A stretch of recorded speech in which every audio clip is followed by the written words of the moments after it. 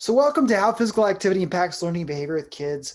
My name is Brett Click, a co-founder of SpiderFit Kids, and I'm looking forward to today sharing with you really a lot of not just the research, but a lot of the practical application behind what can we do here when it comes to when we work with our kids?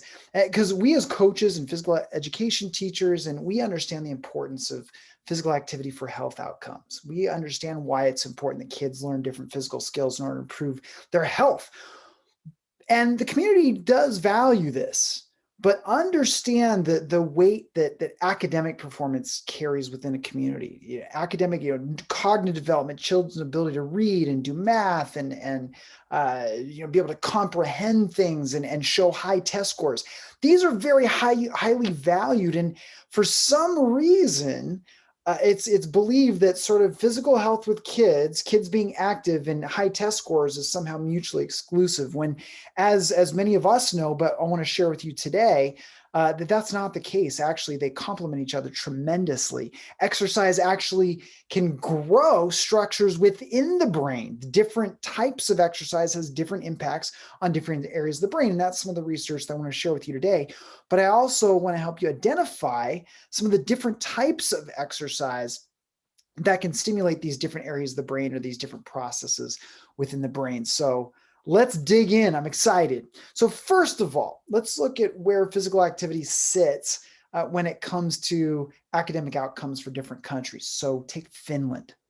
Finland, it's cold in Finland, but one of the things in Finland, it's also pretty dang good at school. Great academic test scores. So out of 34 countries that have been looked at, they're the first in science, the second in both math and reading. Wow, that's academic achievement. Now, they must be making these students just buckle down every day from the time they come in the classroom to the time they leave. They must just be shoving as much academic information into their face as possible, right?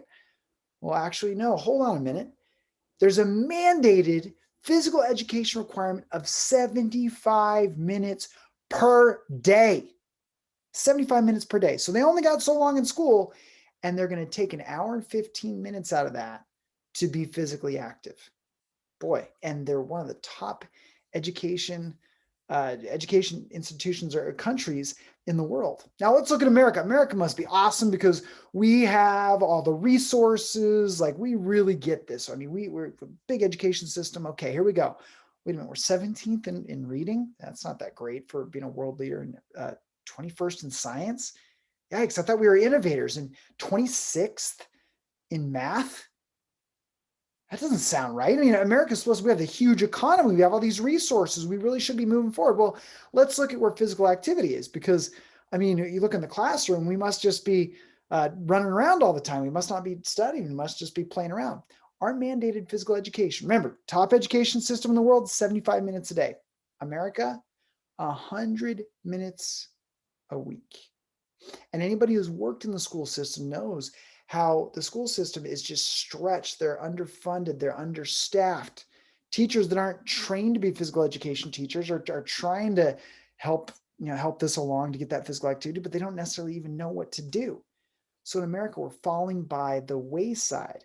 We're actually, and ironically, there are schools and districts that are getting rid of things like recess and getting rid of physical education. These things that obviously play a huge role in developing academic performance. So let's dig in. What is happening? How come places that are more active, how come kids that are more active tend to have better learning outcomes? Well, let's think about the brain. Now, understand that when it comes to exercise, we all know there's different ways to exercise. There's aerobic exercise, which requires us to elevate the heart rate for a sustained period of time. There's coordinative exercise, where we're constantly changing the demands. There's strength exercise. There's all these different things. Let's talk about aerobic exercise for a second, because all these different types of exercise impact the brain in different ways.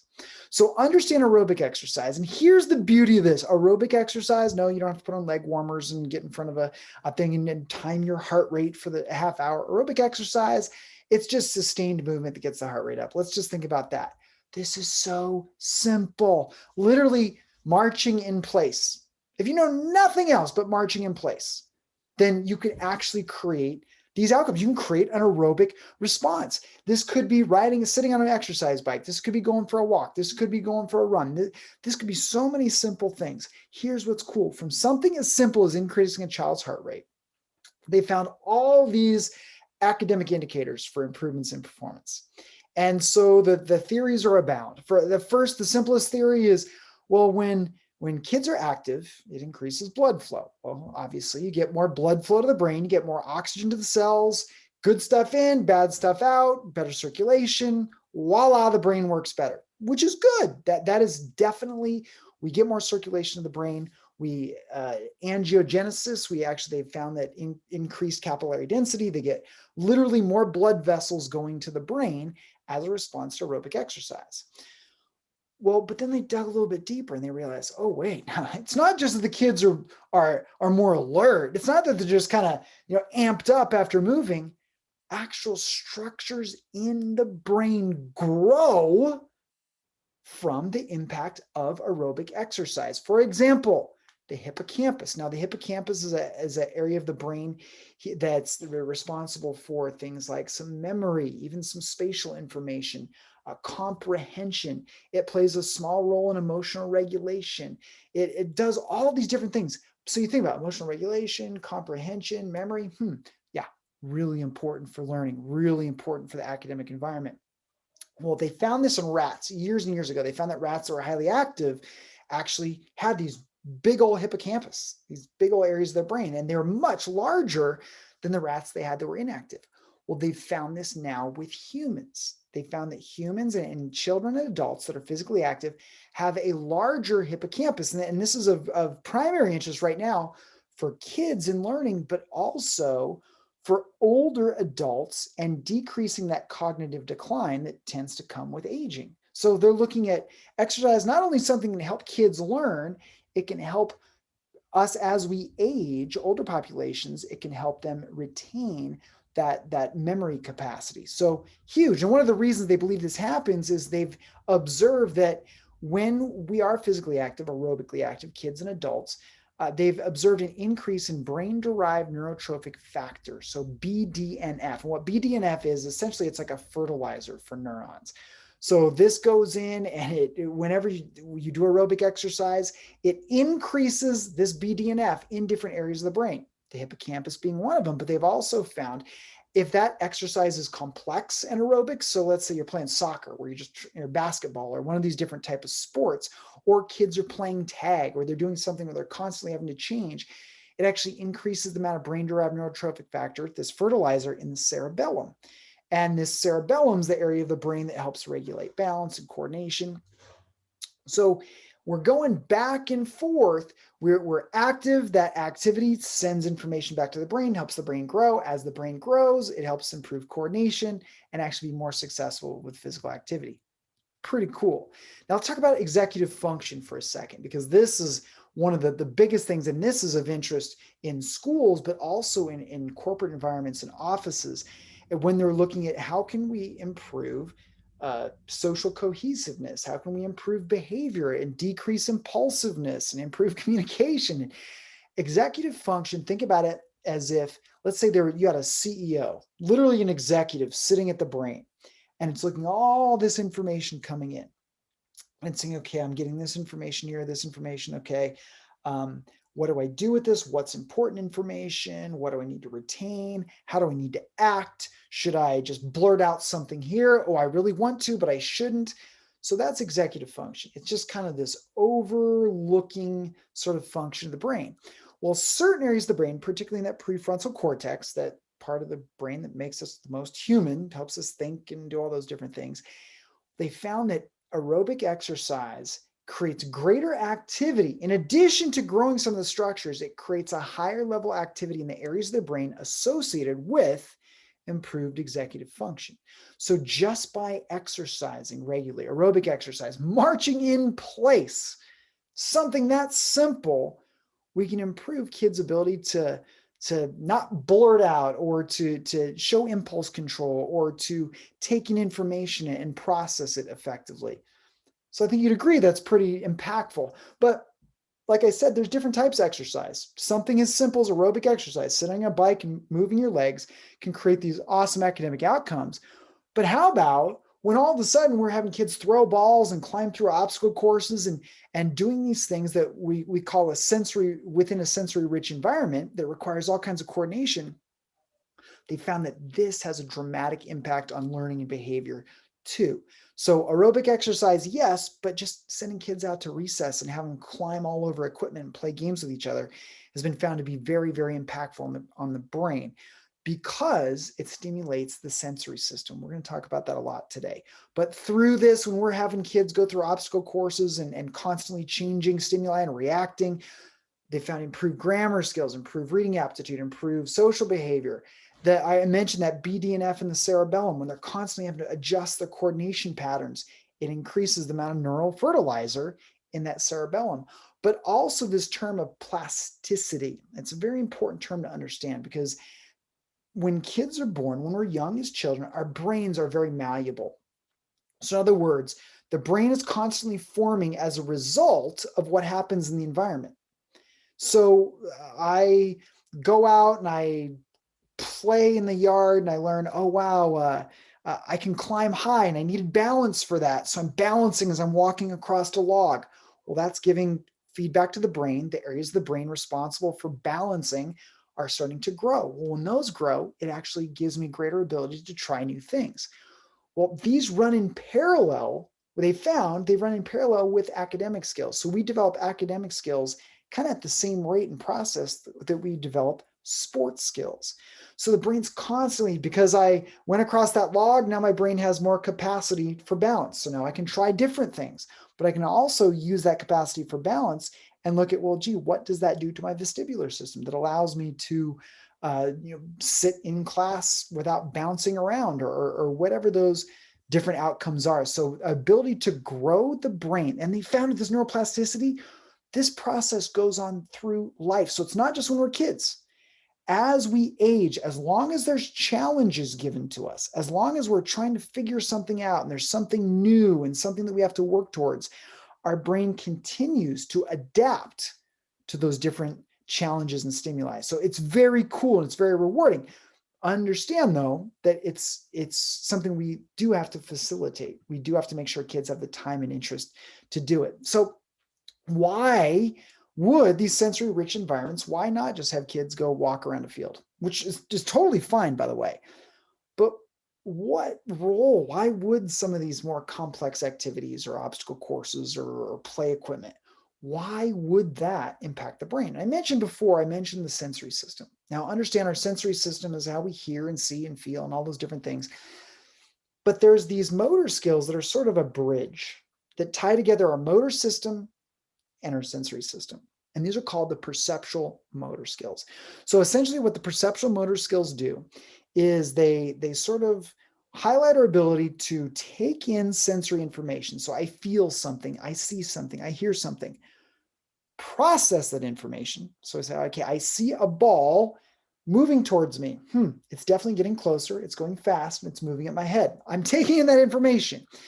But then, can I take that information and provide the appropriate motor response? So if a ball is coming here, my visual system picks it up. I say, okay, that ball's coming. What direction is it coming from? Now, I don't want that ball to hit me because that'll hurt. So I'm going to move my head to the side and the ball goes by and then I can come up. All of that is going on very quickly. So understand these perceptual motor skills. We talk about 9 of them. And 9 of these perceptual motor skills really link together motor performance, physical activity, with that sensory system and that integration of physical activity and brain activity and cognitive capacity for memory and all those different things. So let's look at some of these perceptual motor skills.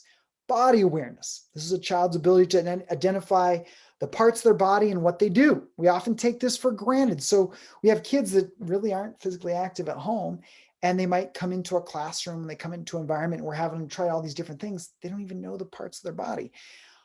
Directional awareness. Do kids understand right from left? But do they understand? Can they move in different directions? Can they? Do they understand what right and left is outside of their body? So can they tell if the teacher or the coach is moving or the game is moving to the right or left? Spatial awareness. The children have an understanding of the amount of space their body takes up or the amount of space that's available to move. And this is associated with things like math skills and things like that as well. Temporal awareness. That's a child's ability to identify rhythms. And this doesn't just mean can they dance. This means do they understand fast, slow, medium. Think how important that is for not only movement, but for things like reading, for all of those different outcomes. Visual awareness. It's not only can kids see, but can they focus? Can they track? Can they see things close up? Can they see things further away? These are all things that play into that. Vestibular awareness. Vestibular awareness is pretty much the brain's ability, the head's ability to tell where it is in space in relation to the ground. And there's a lot of inner ear mechanisms that help regulate that. Well, challenging kids with these type of things where they have to look and balance and control their posture. Maybe they're rolling and then they have to right themselves. These are all things within that vestibular awareness. Now, auditory awareness, not just can kids hear, but can they discern sound? So if there's a lot of sounds going on, can they pick out a specific sound? Tactile awareness. Do kids understand the difference between competitive touch or cooperative touch? In other words, somebody slugs them in the arm. Is that a buddy kind of hitting them in the arm for a good old, they're buddies, or is it an enemy hitting them in the arm trying to hurt them? What they found is kids don't physically interact as much. And so now you're seeing a lot more aggression because kids don't have this capacity. And also proprioceptive awareness. Proprioceptive awareness is our brain's ability to tell where our limbs are in space, but also kind of tell what those limbs are doing. We have proprioceptors in our skin and in our joints, and we can tell how much force and how fast our limbs are moving. And that tells us how much muscle force to use, or maybe time to cut muscle force so we don't get hurt. So understand all these abilities here, these perceptual motor skills. When kids develop these sensory skills, this link between our physical activity and kind of what's going on with the sensory, this is where there's a lot of opportunity to impact both learning and behavior. So if we want to create a model of communities or education or even within our home where we're maximizing kids' opportunity to not only be physically active and healthy, but to learn, it's obviously important we do some aerobic activity, so get kids out moving around, but also involve them in activities that really challenge their sensory skills. And this is play. This is the fun stuff where they're playing new games. We take them to a park. We do different things like that because they're both very valuable. So let's dig in a little bit to some of these perceptual motor skills and how they might impact some of these academic outcomes. Let's look at directional awareness. Now, I said the directional awareness ability for the brain and body to understand the right side of the body, left side of the body. Can you move in every direction? And those are important, but understand that there's something even a little bit deeper. And it's important that we're able to identify this as coaches because it does have some impact on our ability to learn, and it could be a sort of a way for us to evaluate children. So understand that when it comes to directional sort of orientation in our body, the left side of our brain largely controls the right side of our body, and vice versa. Right side controls the left side. So if my left side says, hey, right arm, reach up, reach out, do all these different things. So it just goes all day. It's happy. It's doing its thing. Think about this. So I have a midline in my body. Remember I said the left hemisphere controls the right side. Well, that's based on this imaginary midline that kind of cuts me in half through my nose, just like this. So that left side of the brain is just chattering. It's controlling that right side of the brain like one of those video game claws. All of a sudden, my right hand crosses over that imaginary midline, and now it's on the left side of my brain. What do? That left side of my brain's like, wait a minute, right side, but wait, no, it's left side controls the right side, but the right side now is on the left side. So it creates kind of this temporary short circuit. It has to figure out, it has to kind of call the right side and say, hey, what's going on? Why are you over here? I'll go and control it. And in that process, what happens is the two hemispheres of the brain are connected by this cross bridge called the corpus callosum. It passes information back and forth. So when we have kids cross their midline, their right hand goes to the left hip, or they're reaching, grabbing something across their body, or they're kicking a ball across their body, they're doing anything that crosses that midline, we require the brain to pass information back and forth across that corpus callosum very quickly. Now, what would this have to do? Well, think about with children's ability to think critically within the classroom, to use kind of the right brain, left brain type of thing. If during physical activity, we're getting them to use both sides of their brain like that and getting their brain to communicate, we're going to see an overall improvement in coordination, but also they've found some behavioral improvements within the classroom as well, because kids aren't as frustrated. They're actually able to write across. They don't stop when they get to their midline. Even something as simple as writing can stop if kids can't cross their midline. So look for this in the kids that you work with. And some of the activities, we call this travel circle. We have the kids, I'll fast forward a little bit. The kids are in a circle. They're going to move. We have them moving clockwise and counterclockwise, but also east, west, north, south. So they work as a group to kind of figure out directionally how should they move. These are global directions. Now here we're really challenging this crossing the midline. So I'm standing behind this young athlete and he has to find, I'm putting a hand up in a non-sequential way. So I'm kind of creating this tag environment. He's got to turn around, find where my hand is, and then resist the temptation to just use the hand that's close to it. Has to outsource the information, come across his body, coordinate that movement, right brain, left brain across it. Again, just challenging crossing the midline there. So let's talk about temporal awareness. Temporal awareness, again, children's ability to identify a rhythm. So again, this isn't just music, but by the way, if you work with kids, having music on as much as possible is huge. It's huge because it's not just identifying music. It's identifying fast, slow, medium, and music naturally has those within rhythms, within beats. If you have the ability to have music go fast or have music go slow, you could literally teach young kids acceleration, deceleration, direction change merely by the tempos in music. So use music when you're working with young kids.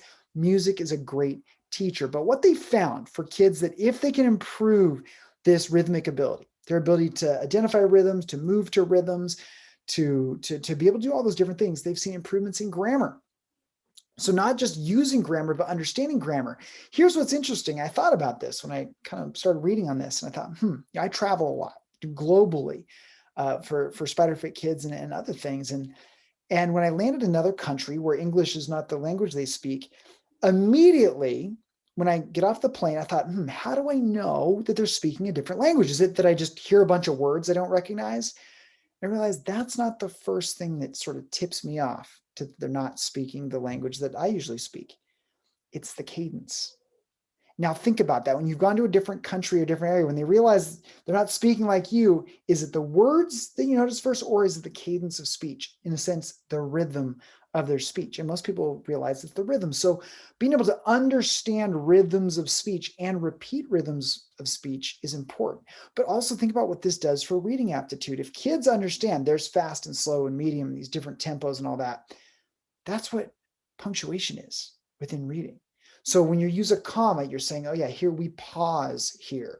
When we use a exclamation, this is we elevate the sound of the speech. It's just different. What it does, it breaks the cadence and essentially the rhythm of reading. So when kids understand this, they've experienced with greater temporal awareness through music or different types of physical activity, greater reading aptitude, which is pretty awesome. So a couple activities here.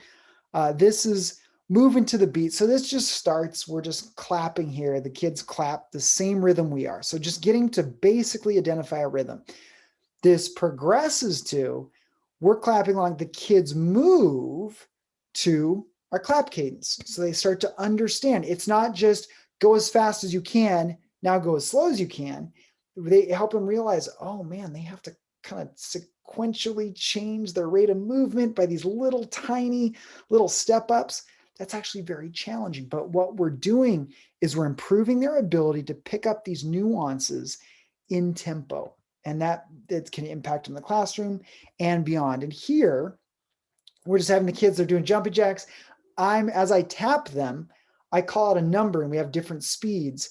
They'll go to speed 4 or a speed 1 or a speed 2 or a speed 3. So now they have to maintain their own cadence and tempo despite what's going on around them.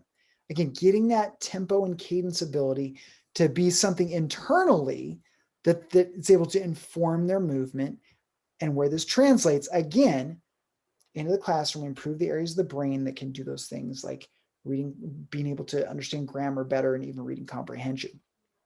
Now, visual awareness, critical. We know that we are visual creatures as human beings, and a lot of the current research suggests most kids are myopic. They have myopia.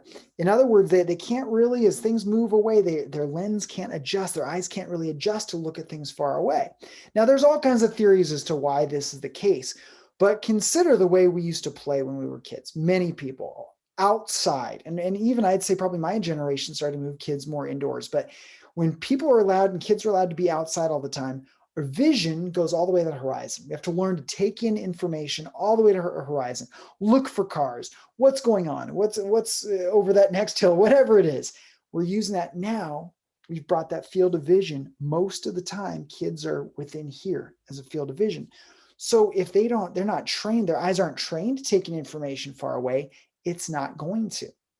Also, with tracking, when our kids aren't challenged with things that make those muscles in their eyeballs track objects and move objects, then it becomes hard to read words across the page. So when we do things like maybe it's balloon volleyball or playing catch with beanbags or tossing up a beanbag in the air, we're training those eye muscles to focus on things, especially if we're getting kids to play outside, to focus on things all the way to the horizon, but then also be able to track and move those eyeballs, literally exercising their eyeballs so that when they go down to read, their eyeballs are in shape, essentially, and they're able to follow words across a page and do some of those other things that are necessary.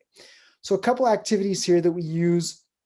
One of them, switch tag with the hand signals. The kids love this game. It's a freaking zoo when we do this, but I stand up, I create 3 different teams, team 1, team 2, team 3. I don't say a word after that, except for I'll say team 2 is it, go. After that, that means everyone on team 2 has to go around and tag everybody. They're it. So if you get tagged by someone on team 2, you do 5 jumping jacks, you're back in the game. Well, if you see me here, I'm constantly changing the amount of fingers I have up. I'll have 1, I'll have 2, or I have 3. That's the team that's currently it. So I'll switch to team 2 all of a sudden. If they are just gotten tunnel visioned, if they're not taking in a lot of different information, they'll be tunnel visioned. They're not going to know what's going on in the game. So they learn very quickly. In order to play the game effectively, they got to take in this whole visual spectrum using all of their visual ability, peripheral vision, far away vision, close-up vision. So it's just a great opportunity to train that. And then imagine taking this ability, put it into the classroom where they're able to take in more information. Also, that peripheral vision, kids are very poor at using peripheral vision if they don't train it. So in a game as simple as this, I have my young athlete here, I'm behind him, I take my hands out in front of him, move him out to the side till he can no longer see them, establish kind of what his periphery is, and I just raise my hand in there, and I'm letting him use his same side arm, but we can also use this as a crossbody type of activity too. So again, using games to improve the whole visual field, so when a child is in a classroom or an educational environment, they can take in more information. So auditory awareness is not just, hey, can kids hear? It's, can kids actually take in that information and process it, but can they hear in different environments? Can they hear if there's a whole bunch of other voices going on? Can they pick out what they want to hear or what they need to listen to? Because very rarely do we get to be in a perfect, this auditorily sanitary environment where there's the only thing going on is one sound or one instructor. A lot of the time, there's a lot of other things going on too. So they found that this auditory awareness, this ability, I mean, this would go without saying, but well, we identify rhythm mostly with our auditory ability. So when we can really cue in on developing that, it's going to improve all those things from rhythm, but also understanding just basic comprehension. And I found this working with kids that a lot of the time, if I was outside of the sports environment, let's say I'm teaching, I've taught young kids these little health classes and things like that. Sometimes we need to train their hearing. If we want them to take in information auditorily and process it, sometimes we need to use an activity to train that. So what I mean, if I want them to listen to my voice out of everything else going on, I might train them to listen for a specific sound or to listen for my voice. That's selective, sort of indirect auditory cues. So an example here, this partner sound tag, I'm standing by an athlete, I'm snapping, and as I snap, his eyes are closed. So not only does he have to identify that sound amidst maybe other sounds going on, he's got to try to figure out, well, where is that sound coming from? With closed eyes, use that auditory information to kind of grab my hand there. Another example, we got two athletes facing away from each other, and these could just be, I say athletes because these are a lot of athletes I've worked with, but one of them is the leader, the other person's the follower. The leader is just they're shuffling back and forth, constantly changing their cadence or range or any of those different things. The other follower, the only cues they get are those auditory cues. They can only hear those feet shuffling. So they can hear speed, direction change, stop, go. They have to do that from using their auditory. So what we do with this is when we do activities like this, we improve children's auditory learning. We improve their ability to take in auditory information. Most kids aren't that great at auditory learning. They're very, very, very visual. And so when we do activities like this, we just teach them, hey, this is a sense that you can use, and this can be a new way to use that sense to learn. Now, in talking about that ear, this kind of segues naturally into vestibular awareness, because I mentioned the vestibular awareness is your ability to orient your brain with where it's at in space in relation to the ground. Our brain's pretty important. So we have this system within our inner ear, and it works kind of like a level. If you've ever used a level and looked at that little bubble on the level to see if things, well, our brain kind of has one of those. And for lack of a better word, it's almost like it has a little gel inside these structures in the inner ear. And that gel can kind of see, well, if I start to move my head down towards the ground, it's like, wait a minute, we're off kilter here. This is not level. So it'll fire up the muscles on either side of my body to help kind of right that sort of, moving away from where I'd want to move. So it uses those. It can also measure how fast I'm moving in that direction. So it says, okay, Brett's head's moving forward towards the ground. It's going slow, so we don't really have an emergency. You just kind of say, hey, Brett, stop, or fire up the leg muscles or whatever. But if my head's moving down towards the ground fast, my brain might say, hey, erector spinae, fire up now so that I can stand up. So the vestibular system, a lot of people talk about its role in balance, and it's key in balance. As we go to balance, it's the brain's ability to, for one, we use visual information to see where we're at in space. Then we use proprioception. If I'm balancing on one leg, I get information from the bottom of my feet saying, hey, you're going too far forward, you're going too far backward. But finally, just kind of, where is our head? It gives powerful information for posture, balance, all those other things. Now, kids can be hypovestibular. That means that their vestibular system is essentially understimulated. That gel in those inner ear structures doesn't necessarily talk to the brain really effectively. So the brain's not really comfortable with where it's at in space. It's constantly saying, hey, give me feedback. Where am I at in space? It's like this sort of anxiety that's built because there's poor communication. So a lot of the time, those kids are very active. You see these kids moving around a whole lot. We see almost this hyperactivity because what their brain is asking them to move so it can figure out where it is in space. And now this can go from something very minor, just a kid kind of bounced around a lot, and a lot of us move around a lot, to some pretty clinical type of observations where they really need to have some clinical intervention. Now, on the other side of the coin, you have hypervestibular. These are kids that there's almost too much communication between the inner ear and the brain, and every little movement kind of sets off something major. And for these kids, high velocity activities, going down slides, going on swings, all of these are terrifying. They're extremely uncomfortable. They make them nauseous. They're just those aren't the activities that these kids like to participate on. So understanding that, these kids might respond better to things where they just do some light rocking to sort of stimulate that vestibular system. But again, we are not occupational therapists as physical education teachers and coaches, but just having a basic understanding of kids' behavior and what some of these physical activities, how they impact them, is important. But they have found when you do balance training or you do some basic vestibular, so if kids are rolling on the ground, they do some rocking and they do some balance training, they found improvements in auditory processing, which is really interesting because it probably ties together to just function of that ear. But also what's interesting is behavioral inhibition. So they found this is probably due to the vestibular. Whenever we stimulate the vestibular system, it also stimulates the limbic system, which is highly tied into our emotions and everything. But they found that behavioral inhibition, just by getting kids to balance on one leg, it kind of has a calming effect, allows that executive function to increase its role so that kids don't necessarily act out at the higher level. And also cognition. So kids' ability to understand when we stimulate the vestibular system, the areas of the brain responsible for cognition, in other words, understanding what's going on, those are stimulated. So have kids stand on one leg, have kids do some things where they're rolling on the ground, can be really important. So we got single leg balance here. This is pretty simple. Kids are on one leg, pretty self-explanatory activity, but now we ratchet it up a notch. Now we would not want to do this activity with kids that are hypervestibular or they get really nauseous easy, but we're having this athlete go through these cones.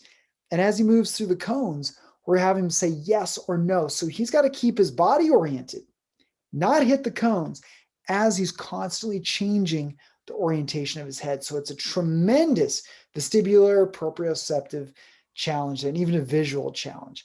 So just different ways that we can stoke that, whether just stand on one leg or we do some different activities like this. And we don't always have them run through cones. We might just have them walk, 5 steps heel to toe forward, 5 steps heel to toe backward. Now let's do it with a yes and the no. And so it just gets their brain talking to their body, but the brain gets the feedback it needs. Finally, tactile awareness. So tactile awareness, we have tactile receptors all over our skin, our body, and really it's going to look at pressure. It's going to say, okay, well, this is sharp and I can see that's a sharp object, so I need to do this. Or we can close our eyes and use our hands to identify objects. But it also, one of the things that it does, it helps us, our ability to process touch. So in other words, if someone comes up and taps me on the arm, say, oh, well, that's a friendly tap. I understand that because it was just kind of a tap here. Someone comes up and slugs me, might say, well, that's pretty major. I'm going to need to go into fight or flight to defend myself or get the heck out of here because this is a violent situation. But what they're finding, because we don't necessarily put kids into these tactile environments where kids are being as physically active with each other as they once were. Let's face it, kids used to roughhouse a lot more than they do now, but now we don't want kids getting hurt. And there's all kinds of other things that there's not as much physical interaction with kids. What they're finding though, because of that, is kids are acting out aggressively. They're finding a lot more things within the classroom or within individual relationships with kids where a kid bumps into another kid and the kid loses his mind, his or her mind. Because their brain is saying, that was an act of aggression. You need to defend yourself. So the amygdala fires up, the fear center fires up, and they get this response. Obviously, major behavioral disruptions because of this. So if through physical activity, we can do some things where we're getting kids to physically interact. We're getting to do some competitive interaction or even some cooperative interaction. That's things like dance or some of the other activities. Or just where, ball hits them in the arm. Dodgeball. Well, let's not get hit in the face, but some things like that do have value from understanding that touch pressure, understanding what that stimulus actually means and responding into it in a proactive way. In that way, we're going to see more comfortable, they're going to be more comfortable with physical activity, but also there's not going to be as many behavioral disruptions in the classroom. So some examples here. This is one of the activities the kids really like. We have them with a partner. One partner stands by and draws a letter or a number on their back. If they guess it, so then it's their job to guess what that letter or number is. So they'll sit there and they'll like, oh, is that an A? If they get it right, they run down the cone, run back, switch with their partner, run their partner's back. Their goal is to switch 4 times. And if they switch 4 times, they win. And I sit there and kind of regulate. It's kind of loose regulation, just make sure they don't cheat. But you can kind of see they're going to draw that whatever it was, they guess. and they take off. So what this requires, not only are they physically interacting with another kid, which is good, it makes their brain kind of say, okay, using that tactile information, I don't got any visuals, don't really have any auditory. I got to use just feel to see. And then it outsources that to the spatial area of the brain and says, okay, wait, it just moved in that direction, all this. What does that mean? Think about everything that's going on. Even from a spatial standpoint, a lot is going on. And then here, partner mirror hands. This is just something we haven't partnered up. We have a leader and a follower. The leader moves the hands all over. They're trying to mirror that movement. And now you can make this cooperative where they're trying to move exactly together, or you can actually make it competitive where one partner's trying to move so fast the other partner can't keep up. Again, all you're doing is you're increasing that tactile ability, tactile awareness, getting to use a different sense. So there's a lot of information, but here's the thing. That's just scratching the surface. That's just I wanted to familiarize you and give you some information and resource to help you understand how important it is for learning and behavior in our academic institutions, how important it is for kids to be physically active within those environments if we want to have the best outcomes. So what can you do from here? Well, communicate this to your communities. This information, if you just keep this information to yourself, it's not helping anyone. Share this information with teachers or physical education teachers or parents or anyone in your community that has children or has the opportunity to impact children. Share this information with them so that they can understand how important it is for our kids to be physically active. But also look for kids that struggle. When you have a greater understanding of things like the perceptual motor skills, understand that if a kid struggles with a physical activity, it doesn't just mean, oh, well, they're just uncoordinated. Well, they probably are, but it's important as a fitness mentor to maybe understand, why are they uncoordinated? Where are they having the problems? Is it that there's a visual problem, an auditory problem? Are they having problems with proprioception? I mean, being able to break those down gives us a greater ability as fitness mentors and coaches and fitness professionals and teachers. It gives us a greater ability to understand what these students need. Now, one of the powerful things in going forward, if you looked at this and said, wow, this is great information, this is a small slice of the information that we may, and practical application that make available when you become one of our certified youth physical literacy specialists through SpiderFit Kids. Our online, now it's an online opportunity. You can take it no matter where you are in the world. You can become a youth physical literacy specialist from your own home. We do have some requirements. We do want to see you working with kids and all these different things, but you have the opportunity to not only take home this information. I mean, information is great, but also become part of a community that's working together to improve everyone's ability to make impact within their communities. We have youth physical literacy specialists all over the world.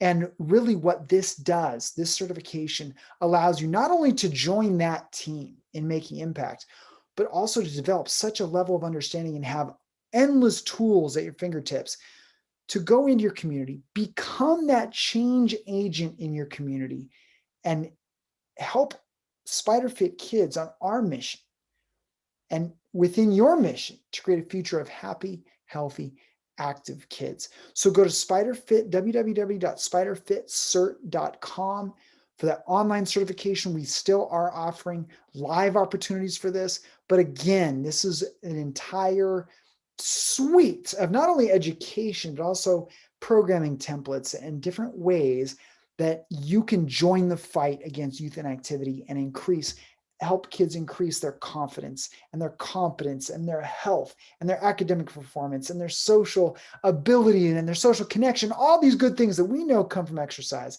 It's time to educate our community. So we're looking forward to having you join the team.